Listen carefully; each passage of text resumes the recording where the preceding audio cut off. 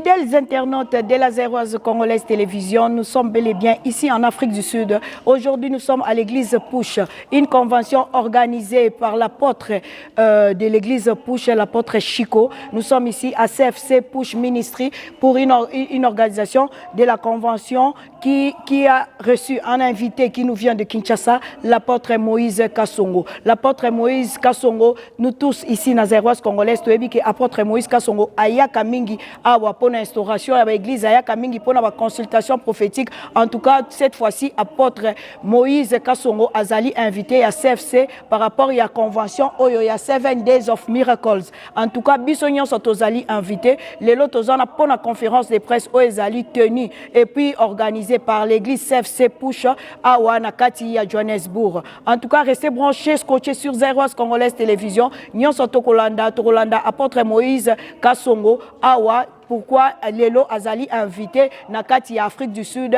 pour chaque fois Zalaka Awa Azalaka invité te ayaka vraiment na ndenge nae tokoye ka ba émotion nae tokoye ba pourquoi Azali Lelo Nakati CFC Push na Johannesburg et puis ayena délégation tokoye bango juste après la conférence de presse. Ezali mbala liboso te aya na mboka oyo Afrique du Sud ayaka na ye ayaka mbala ipeli mais cette fois-ci aye alobi pona 7 jours ya miracle. Pour la 7 jours à miracle. Est-ce que le miracle est 7 jours sur 7 bien et ça va jouer approprié pour la asala miracle. Lui c'est qui? C'est le prophète Moïse Kassongo. Aïe cette fois-ci la compte il y a église push autre biango push et la kisi. Pray until something happen. Sambelatin kino miracle et kosalema. Moïse Kassongo bakutana kindenge nini na apôtre Chico apoa visionnaire église push. Yango toko développer yango awa na émission ya lelo.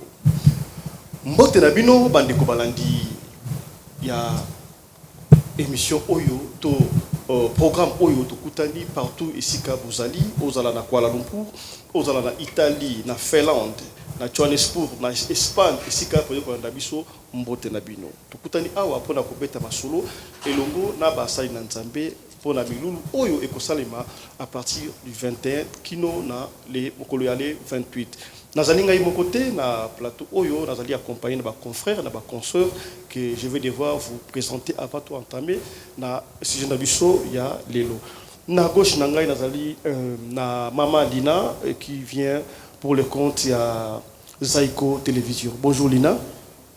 Bonjour Fisson Pelende. Merci beaucoup. Moi, c'est Lina Banza, Zéroise Congolaise Télévision. Bonjour, apôtre Moïse. Bonjour, maman Lisa. Apôtre Moïse, en tout cas, Lelo vraiment Isunana, c'est vraiment Kouyambayo Awa, na push. Apôtre Moïse, question d'Angezali, sentiment Nignozanango depuis Afrique du Sud, c'est pour une première fois. Église, mon en Afrique du Sud est invité. Oyako, ça là quand même convention 7 jours. C'est pas de la mer à boire, bah recevoir yona cher na bango sentiment ni nozanango pour na invitation oyo ya pasteur ya apôtre Chico. Merci d'abord pour la question. Pour moi, j'ai dit à Dieu merci pour cette opportunité. Vous savez, dans la vie, il faut beaucoup travailler. Okay. Moi, j'ai appris quelque chose dans ma vie. Moi, je suis un enfant qui a grandi au marché 6 ans. Je suis un enfant qui a vécu beaucoup de difficultés pour que je devienne ce que je suis. Je marche avec quelque chose dans ma tête.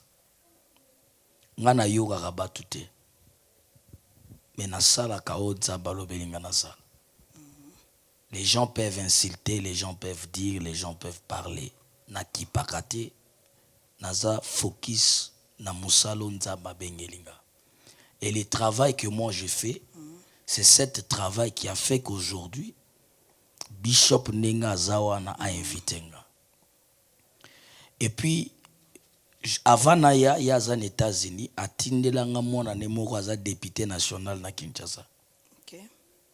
Je viens un député national qui m'appelait à se présenter. Oh, Nayambo na biro na bitana, oh ya na biro no bomute. Parce qu'il a confirmé qu'il a été. Lorsque je l'ai appelé, il m'a dit oui, c'est moi qui lui ai envoyé. Il m'a dit ça va. Par respect, il y a Bishop Naroya Nabiono. Parce que moi, je ne me déplace jamais. Je suis allé à Yebi. abetama prophétie de A à Z. Pe azalaka convaincu. Tout cela, ce sont des signes. Oye bemili sous conviction na katia motema bishop pour cette invitation. Donc pour moi c'est que sengonangeza que travail onga na sali nde fongolelinga porte yanaya et pas bishop.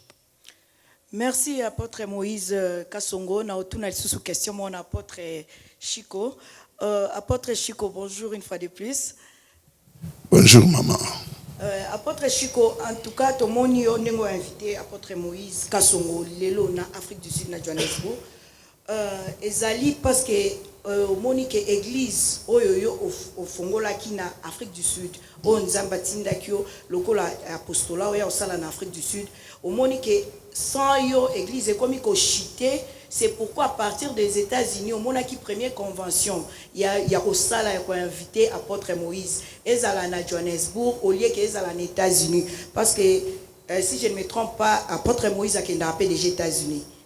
Donc au Sala convention, on a pourquoi pas seulement aux États-Unis, pour Anini Kaka en Afrique du Sud, na Jobour, là où toi-même tu étais. Ah ok, merci maman. Bon, Eza boy. Église et chitete, c'est difficile puisque Bible lobby Jésus Christ azotonga église nae. Pa porte ali felo et kolonga te. Ceux qui n'ont supporté le langage que église est quoi, c'est que naebi Jésus te. Sur le tel na Bible, au moins na groupe mora ba pauvre, balandi David. Bazaki na ba nyongo, bazaki ba vrai pauvre. Et là, on n'y a pas David.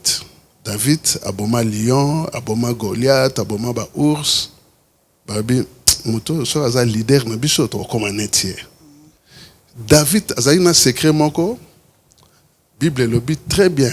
David azaki ko sambela 3 fois par jour, ko kumisa nzambe 7 fois par jour. Mais azaki na grande famille. David na mnorone moko na psaume 132 azoloba. Na rocha mutu na mbetu te soki na koti na église te funa banda na église. David azaro sambela mingi ba pauvre wana na bata ba nyongo wana ba moni David azo sambela ba embrasser David na prière na ye et loko liboso ba yekola ke pas David prière ya mibale ko bunda bitumba neto zan bitumba na mboka. David azaro bunda physiquement, spirituellement te physiquement. David a une grâce moko très spéciale. Batouana bazagi ba pauvre, kaka même Bible. Et bandio benga bango mighty man of David. Ba komi ba grand ya David. Moko te azaki pauvre na kati na bango, moko te azali ko skolela lela, mais soko tangi siko ba qualité ya batouana mususu. David ye moko na ba soda na ye ba ko kende ba bunisa ba Philistin. Mais ba Philistin pe barobunda. David au ba la cheval nae akenae ba égyptien ba israélite mususu pe ba bauli ba cheval na bango ba kena bango ba rotika ba paya. Baza ba israélite mais lokola baza na sa mungongo na sa leadership ya David barobunda ta musu mutwana tikalika ye moko azobunda contre ba Philistin. Nzamba opese makasi abomi bango nyonso. Tangu David akoyana batunae ezaka po ba lokota bomengo ya ba Philistin ba yako bunisa bango. Donc na musala na église ekoti kalaka mutu moko. Liloba Nzambe panzana. Amen. Merci beaucoup apôtre Chico.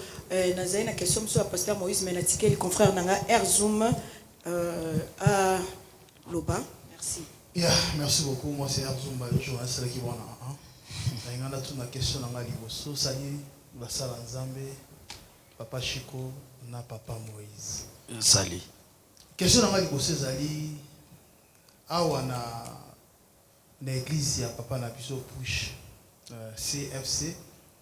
Na convention où Ezali awa pendant 7 jours, il y a le 21 jusqu'à le 28. oye na idéologie ya kokabola fufu na prophétie to ndenge nini po tomonaki pa apôtre Charlie Mubiala okabolaki fufu na prophétie bato bayi kolanda fufu na se nango bazwi prophétie idéologie no memi yango lisusu awa to ndenge nini. Deuxième question na ngai. Deuxième question na ngai. Pourquoi style oyo soki moto atali yo amoni yo mama lokola païen amoni yo lokola musicien bato mingi soki bamoni yo balobaka ah prophète Moïse Kasongo deux fois asilisi ba frère na cimetière de Lukala. Merci beaucoup. Je bénis le Seigneur pour de tels genres de questions. Moi, ça me fait plaisir. Je crois que l'objet, première question, na ceux qui ont une idéologie au Kaba Foufou et puis parce qu'il n'a cabé pas apôtre Charlie Mubiala. D'abord, premièrement, l'apôtre Charlie Mubiala a tika la ko invité ngate. Moi, j'étais au Congo, à Tindambongo nanga, balukelanga salle, na loué. Na organiser activité nanga bakenda ba loi et salle to suki na ko louer salle te to louer na ba chantre to suki na ba chantre te to louer na instrument na ye wala na kati église na sina louer église na ye na instrument na ba chantre ya tikala ko inviter ngate maintenant na yoka sango il paraît marché moi ba congolais zika les histoires comme ça na monanga confrère nabino fiston pelé na kenda au sala ba don na ba maman veuve ba maman veuve on a ba fufu banini parce que na landaka depuis avant même na bando ya Afrique du Sud et je lui ai dit na dernière minute yanga ko zwa vol na ya je lui ai dit ah na monaki au kabara babiloko tellement na Kinshasa aza quand même parmi basala nzambo basungaka borfelin na ba veuve. C'est pourquoi j'ai construit une centre de santé na commune à Bumbu na zolo pango mobimba on a tonga centre de santé oyo ba mama veuve o bazana ba carte ya fondation nanga ba soignaka bango gratuit ba iban Jézali to lobelela ngo ba filma c'est-à-dire ba tout même et puis je remercie bana nanga mingi ya poto vraiment batindela kanga bakisi ba dra ba moko to sombela biso na échographie donc ils ont soutenu cet hôpital là. C'est pourquoi na yaki na initiative wana to sombaki ba fufu elongo na fondation na ye to sungaki ba mamo bayaki. Prophétie d'abord epesa ka lobi côté. La prophétie c'est une révélation. Un prophète c'est qui? Un prophète c'est un messager. C'est un porteur de message.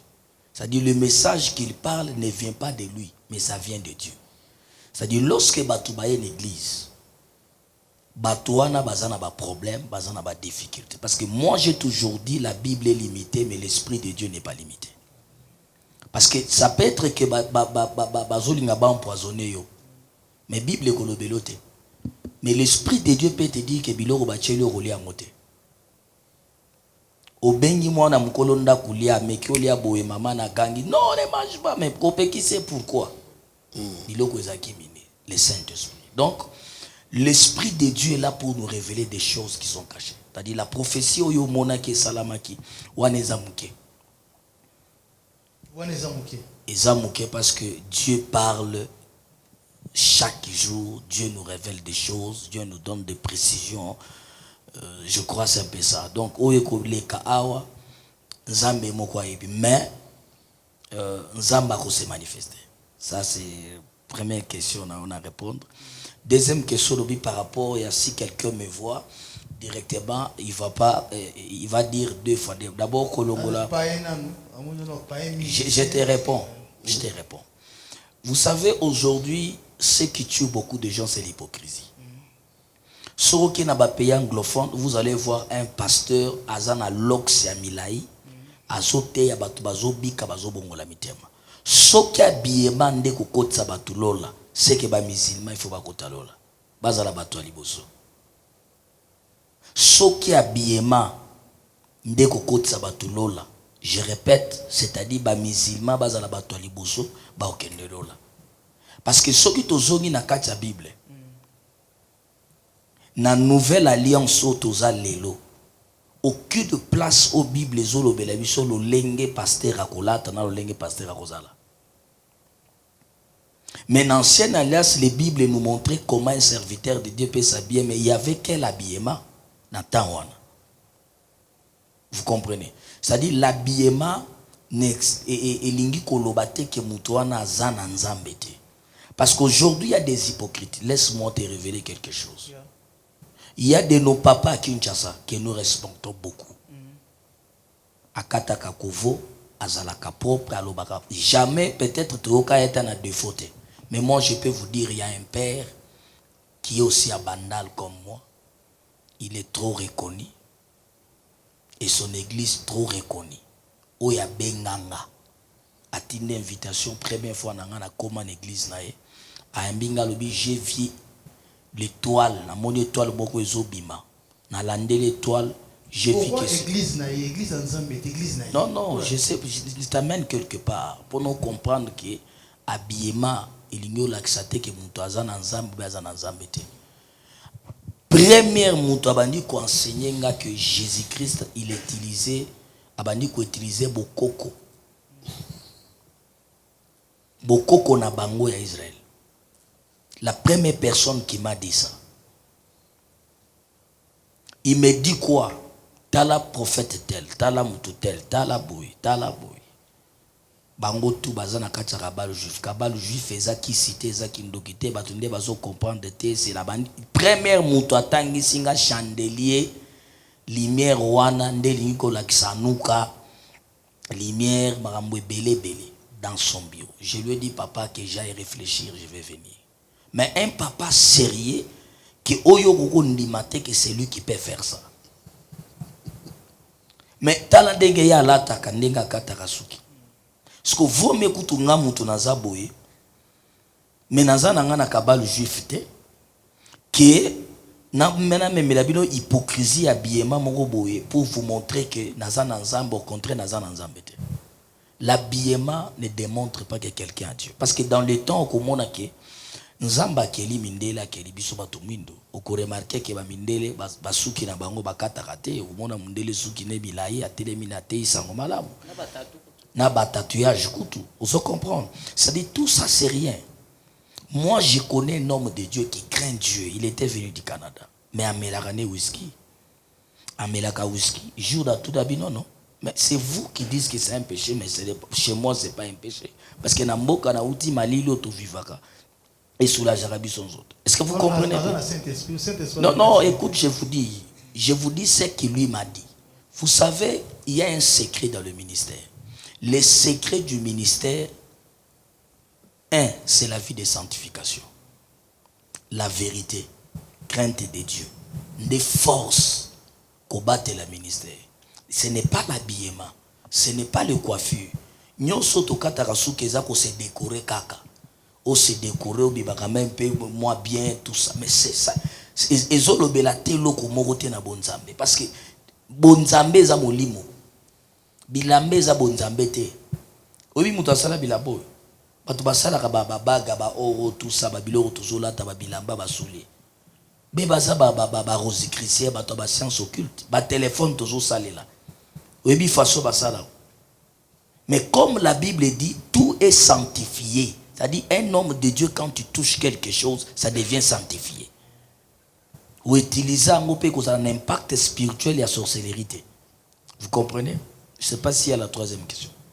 Yes. Non, je crois que le temps nous presse déjà. On va passer la parole à notre confrère Ruth Assoumani. Merci beaucoup. Merci pour la parole. Moi, c'est Ruth Assoumani. Je suis de la Nationwide Television. Je crois que c'est ma toute première fois de voir l'apôtre Chico. Et l'apôtre Moïse, ça c'est ma deuxième fois. Tu es en aéroport, tout ça, une émission à Santon, ma répercussion. Moi-même, je peux juste te féliciter. Peut-être quelques gens, il n'y a pas prophétie, peut-être au Pesaki. Et ils ont fait ampleur parce que, étant que serviteur de Dieu, si on l'équipe quelque part, il faut bilembo etikala. Et puis, pour ça, la keba nanzambe, bas à l'édifier. Je sais bien que votre venue et ça passe au tika qui va signer malam. Pour ne pas parler trop, je vais poser seulement la question. La première question à l'apôtre Chico, puis la deuxième question, ça sera pour vous. Papa, par rapport à Makamounios ou Ilobamaka pour l'apôtre, le prophète Moïse, parce qu'en vous voyant comme ça, vous êtes plus âgé, si on peut dire ça. C'est plus âgé que lui. Ministériellement, si je ne me trompe pas, Papa a plus de 30 ans, vous avez dit, 30 ans, il y a ministère. Le ministère, c'est ça. Mes prophètes, vous avez combien d'années à ministère? 18 ans. Donc, on a âge, sur le plan ministère, vous avez aîné naïe. C'est ça. Alors, pourquoi ne pas avoir peur que vous ayez tâche, par rapport à Makambo et Lubamarapo n'apôtre? Est-ce que vous monitez que nous et vous baby sa réputation par rapport à niveau na yo, âge na yo, et là surtout ça là. Est-ce que c'est pas une manière de se rabaisser? Et puis et là on est au collé, ndenge ba taxa ya zambu mamabe, mutaki na mutabwe. Est-ce que ça va pas déranger quelque part âge péta ya ministère na yo? Good. Very good. Exact question moko et bandi les lotes na yoka kiango déjà. Nalingi o comprendre le romoko. Jésus-Christ a joué à Jéricho, mais gol na ye za Jéricho te gol na ye eza aken ndakwa Zaché. Le bi Zaché. Zaché mukuse, mais azaki moulayi financièrement. Aki muyibi Zaché. Donc frapper na kilelo. Tolo bandengwana. Mais Yesu alobi nini? Tango mutuma ota yeba pourquoi Jésus-Christ fois que neke nanda kwa Zaché batu nyonso bazaki contre Jésus-Christ. Jésus-Christ tant azobotama aza déjà retonisa na Saint-Esprit. Jésus-Christ azana foi ya koleka batu nyonso mazo qui n'est pas Zaché ko sani. Zaché azaki ne loko moko ataye moko Zaché ayeba kiangote. Oyoka likambwana na suka masolo ya Jésus-Christ na Zaché. Tant Zaché, zangu Yesu akoti na ndako ayebisiye kitanse lelo na ola ndako nao lelo na ofana ndako nao lelo na olia ndako nao elekela Zaché entre temps que na ko matana nzete po mo atala Yesu tant ba komi na ndako Zaché ayebisiye nazo zo abomengo nyonso nazala ngo nazo diviser ngo na katikati 50% nazo pesa ba pauvre ceux qui na yibi mutu na ofuta 4 fois on ngana yibi jour wana Yesu alobaki oyo pe mwana ya Abraham abungaki azongi ceux qui biso nyonso to blâmer apôtre Moïse Kasongo bien qu'aza jeune aza animé na ba makilane ezobeta mbao mais ceux qui to pousse un peu mena e a rejoindre ba sequel na ye wana makam na ye tete biloko ebele ko changer na uta ko loba liboso ke mama ngana ye kite na Afrique du Sud pona za la pasteur na yoka ki liloba nzambe awa et puis na anglais na ye ko li bible na français te na anglais na ye ki na bundana comme champion mais na ba journal Sowetan ba komanga Citizen Star naza ba journal ngo ti lelo oyo mais bazo kwa nilango poani balobi te oza très violent roboma mutu box eza business box eza nengo zo sala ngate entre temps biso na Congo tozo nyoka mato betaka penza solo mais awa balobi eza business siko na sala nini lokwa bazo anile ba komba nanga après ba yebisinga ke soko bundi o gagner ton peso bouquet de fleurs. Entre temps, le Congo a bundi na gagné na 50 casiers ou bien 100 casiers à Masanga. Funa coopérer na bar moko batekelinga na jumbon nga. Mais aweza bouquet de fleurs. Siko lelo eza ba peso bon te. Ba peso bouquet de fleurs. Siko moi je na bouquet de fleurs. Bon, au moni siko ba changer système ngo. Tozana boxeur honnête Bakole. Aza grand boxeur. Tala ndenge bazo traîner na mabele hein bazo bunisa kana ba mwendo soki ba mekena mwa mundele mundele ebise tala oza eloko te na opesa 5 millions faut kweya yo moko monaki dernièrement ndenga kweyaki akweyaki te po azangi makasi te akesa ne mbongo business soki tosambeli papa wana bien te bakole hein et ici la peka boy mais champion du monde et pas na biso mo to cholaki to diminuer entre temps ezane loko eloko wana ko kufa peka ndengo wana ti pe masole sili apôtre Moïse Kasongo azana eloko nzambe azana besoin un vrai entourage entourage wana ekosala yeke bon nga nakota ba polémique ya ba biloko mokili te nga na yoka omoni net fali popa est-ce que omoni achaka produit po aza pembe kala atika po ani ba pesa qui est conseil ba bina ba grand monde ya ba taminene soko lingo beta bien za na tenomo naturel ozomona azui conseil wana atia en application alors que pas biso to que un musicien fuka choko danser ba pasteur pe bazambe erreur na bango oko corriger te boye mais tanga otala lolenge na yo abandio diminuer ya moko puisque ko changer caractère a muteza facile te mais yé moko so le bité na osala ngo boye siko na osala ngo boye siko et que bien ta net église na si o sepel na o Très bien, na sepel na makasi donc. Mais oyebi ke toza nyongo te nyongo c'est-à-dire bo luaka wa to luaka te eza eloko na biso moko push donc ya biso moko pour na vite fait question uta na famille checho ndeni wana si nazai garde corps à pasteur. OK Na bandaki loko ya sécurité na bandaki loko la sécurité sikoyo tango yongisho aye aye kote ande esprit nzambe kotinga na trembla 3 jours nazo ninga naka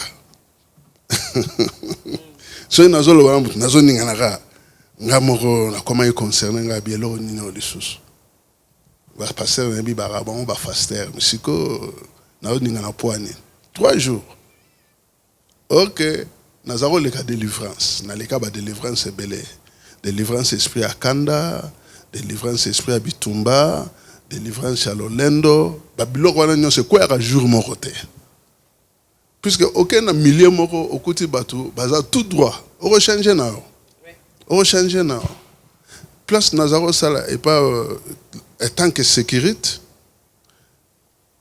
basa mindele belenga bi baso ba ya olukanga e moi si mo ta ya olukanga koluka c'est-à-dire to comme makam moi si mo ta ya olukanga e o se discipliner yo moko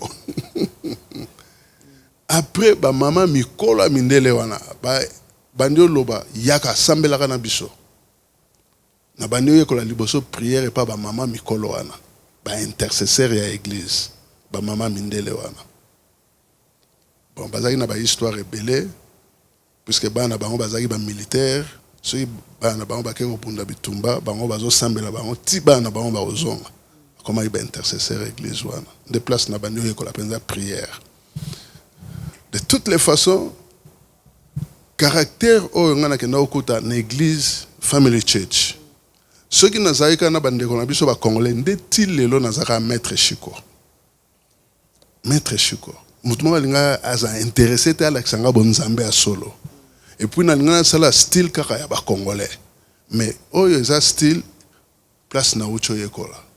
Eza église a munene, église pe awa efandi. Na ebisa nzambe. Puisque l'église, oso chasser ba démon. Ceux qui oso foutre là, jour nous so rechasser démon mon nene a okende kota patron mukolo ndako. Mukolo ndako tan oyela yo. Ah, t'as ba no matchelo ba pris. Après une semaine je suis na bossa na que il fallait matabo. Il fallait matabo. Ti a étouffé ministère na. Na ebisi bana. Ngabi futo somba place na biso moro. Ndeto somba place. To somba place après 8 mois tant na bani musala. Na servir mundele 12 ans. 12 ans. Awa na servir bandeko awa 18 ans.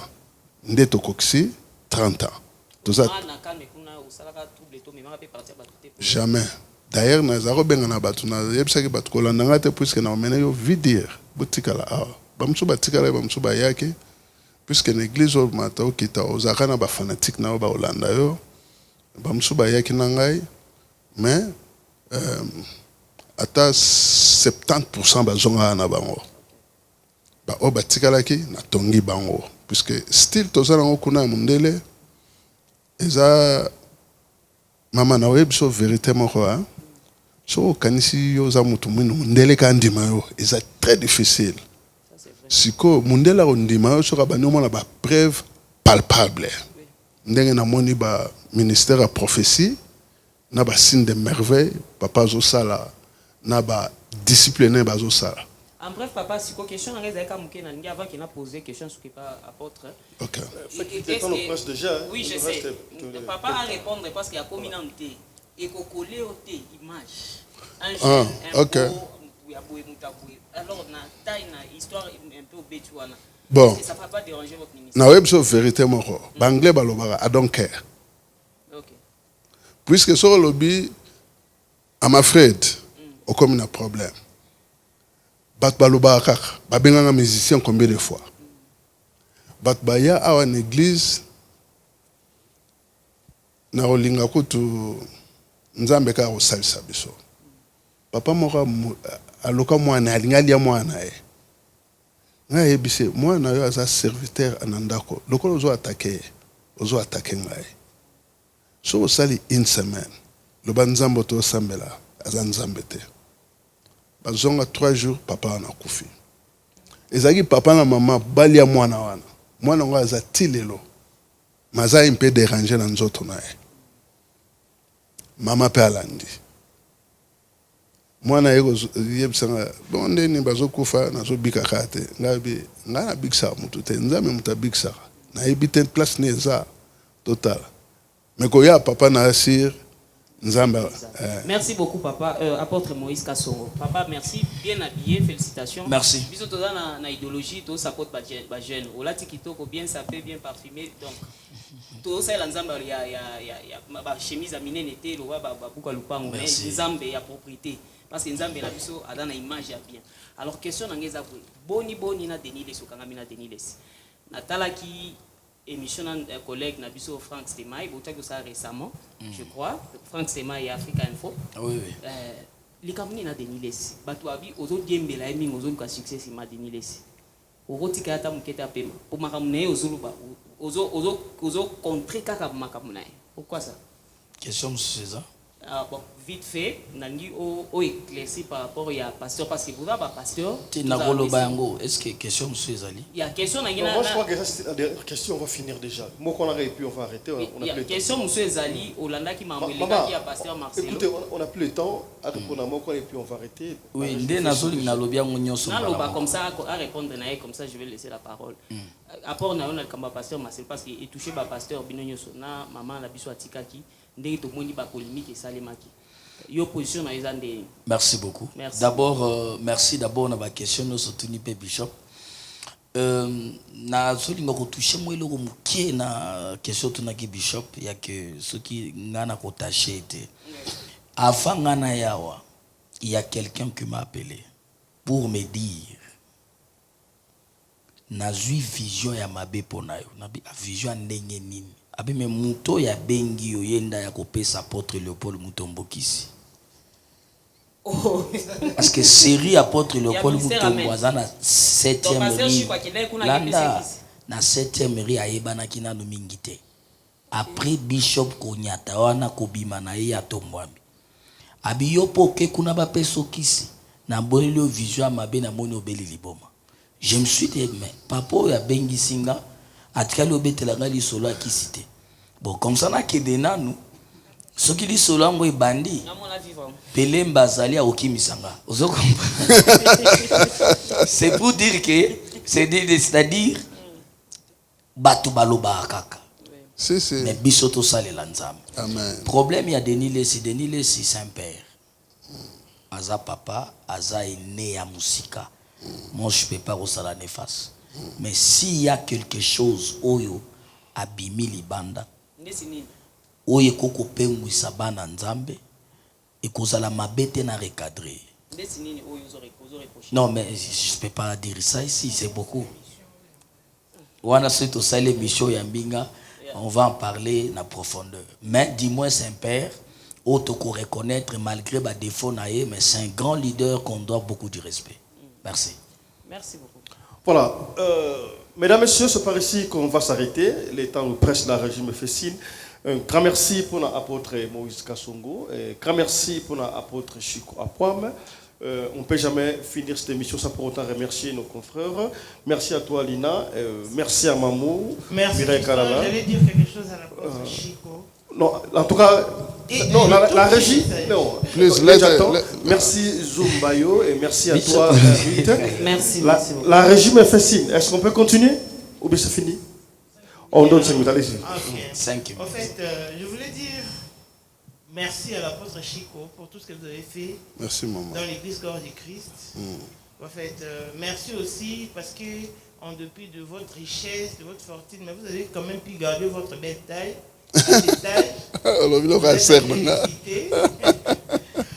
Mais là, on a eu vraiment garder taille, garder sanctification pour nous. C'est on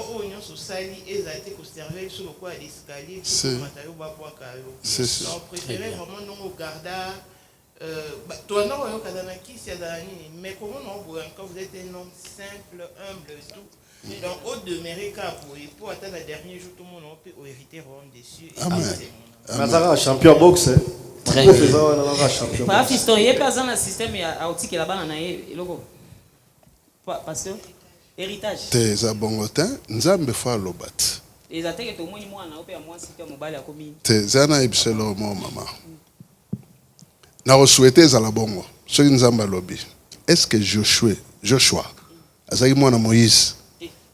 Nzamba ebisi Moïse alobi tcha Joshua maboko a continuer musala. Mais Moïse azaki na bana na mwasi na bana wana baza ba Éthiopien. Maman bango Éthiopien. Ezaki bongo te. Faut que l'on a conduite à Saint-Esprit. Net na simananga awa. Nazana des assistants. Moko Zimbabwe, moko Congo Brazzaville. Baza ba Congolais te. Na staff. Si. Nous avons un pasteur Nios, nous avons un pasteur nigérien, nous avons un pasteur mozambicain, nous avons un pasteur angolais. Les Congolais baza, les Congolais zekete. Baza, les Congolais à Brazzaville bazali, nous avons papa bana nyonso. Nous avons sala ga injustice te pour nini puisque molimo nzambe fue kamba biso. Molimo nzambe fo ikamba biso oyebite mwana nini akosalisa wa lobby. Amen. Net sikoyo na bimisi bana penza ya 20 ans bien. Tell me how old is Marisa? Pastor Marie is. A fois elle nasi à 25 ans. As a pasteur. Pour nini? C'est puisque au moins biso to ba pasteur akoli déjà masolo mutuna eza robeba alors que so tel misi mwana banda bo mwana akola na charisme wana akopengwa penza te akosala ngo bien baza ba nouveau ba leader asika o ba remplacer biso. I would like you to say a message because your church is all about English. So can you please say a brief message for the followers of the church and then to let them know that there is a huge event that is about to happen like for 7 days. Okay. Short message. Family, I want every one of you to be part of this great move of God. You know, when Jesus came, Simeon said, he will be for the rising of many and for the downfall of many. Yet, those who welcome Jesus receive healing, receive deliverance. Jesus raised the dead to those that were celebrating him. We've seen synagogue leaders coming to Jesus for healing. Noble men and women came to Jesus for healing, for deliverance. They receive it. But those that were mocking Jesus, they buried their own people. I want you to join me during these 7 days of miracle that cannot be phantom. In other way, I wish to say, miracle ezanga mankiona. Sans micro. 7 jours. Voilà, apôtre Moïse Kassongo, on va finir. Pensez sur moi quelques phrases, quelques mots pour l'événement du 21 jusqu'au 28. Merci beaucoup. On a le que bandeko nyonso ba opportunité kolanda message oza na poso yo kanzambe koloba yaka oza na ba problème moko et lesquels yo tourner quelques églises yaka mabe mukie o na koloba mais pas comme tel boza na ba misale belé événement net ya lobby ya dimanche il y a semaine, ceux qui peuvent vous visiter, Bishop Bomi Monela. Parce que je pense que Bishop a yebi bana nenyo sondako. Ayebi bapa yape baroya. C'est-à-dire, l'isakuli ko bandana na ye moko Bishop avandi. Mais je l'ai dit, je suis clair. Et ko bandana na ye moko te kiti na bana nyonso. Donc on doit parler ce que le Saint-Esprit dit de parler. Mais j'invite les gens qui ont des problèmes. Bateau bazana ba difficulté. Bateau bazana maladie incurable. Parce que la Bible dit, par le nom de Jésus-Christ, vous guérirez le malade et vous chasserez les démons. Na kombo ya pushite, na kombo ya chikote, na kombo ya kasongote, mais na kombo ya Jésus-Christ, bateau bakoya bakozwa lobiko. C'est tout ce que je peux dire. Toba a déjà dimanche de faille bandi. Voilà, merci. Donc, dimanche, vous allez ébélé, le 21, total, il y a solo ceux qui avec les baromona, handicapés autant, mais tout à tembe, tout vous en avez qui m'ont amené, surtout mon ceux qui ont les candidats. Merci de nous avoir suivis, mesdames, messieurs. On se retrouve prochainement. Portez-vous bien et santé de fer à tous. Chap chap et tchara. Stay safe. If you know, you know. La solution à vos problèmes, c'est nous. Combat la joie. Business Freight Solutions. Votre agence d'importation et exportation, agence de voyage. Pour vos transferts d'argent et colis, la confiance, la rapidité et la fiabilité, c'est notre devoir. Envoyez vos colis à partir de l'Afrique du Sud au Congo-Kinshasa. Voici nos adresses. 93 Ruben Avenue Binoni. Référence Krembo Center. Nous sommes à Goma, Lubumbashi et Kinshasa. À Lubumbashi, 13A Avenue Mwanganza, quartier Kalumbwe. À Kinshasa, nous sommes sur l'avenue d'Ibaya, numéro 4, commis de Kassavou. Pour tout contact, plus 27 61 05 3 01 06 81 25 45 632 et encore plus 243 97 060 82 84. Combat la joie, Business Freight Solutions.